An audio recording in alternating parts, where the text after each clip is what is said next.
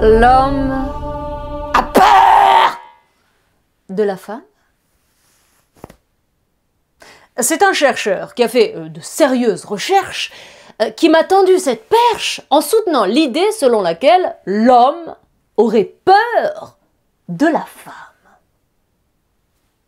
Et c'est à contre-courant, puisque nous n'étions pas au courant de ce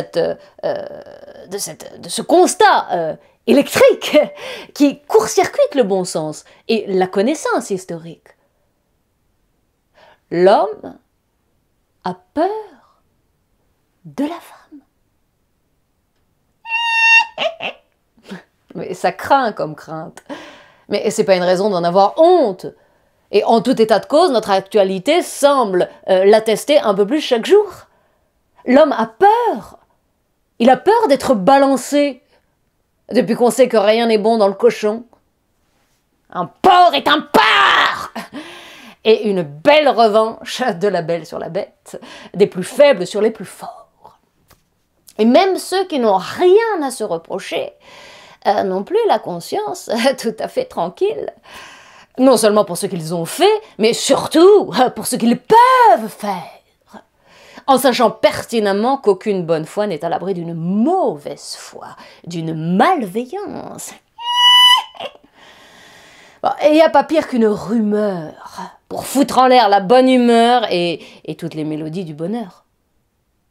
Et les mauvaises langues prétendent que la peur va changer de camp. Mais pour notre chercheur, c'est déjà le cas, mais depuis fort longtemps.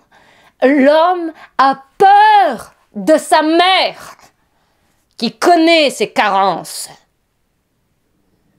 Le mari a peur de sa femme, qui mesure son impuissance.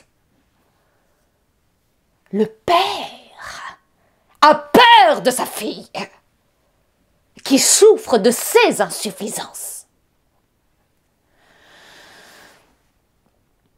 C'est joli comme gag. L'homme voile la femme, mais c'est la femme qui dévoile l'homme, en révélant ses limites ou ses travers. Et Darmanin a peur, et on a peur pour Darmanin.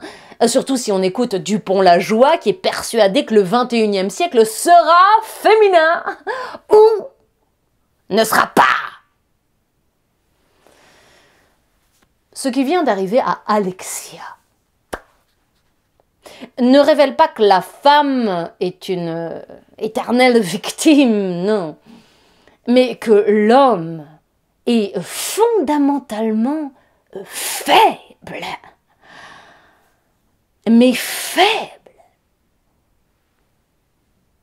Et en l'assassinant, Daval a essayé de faire disparaître le témoin.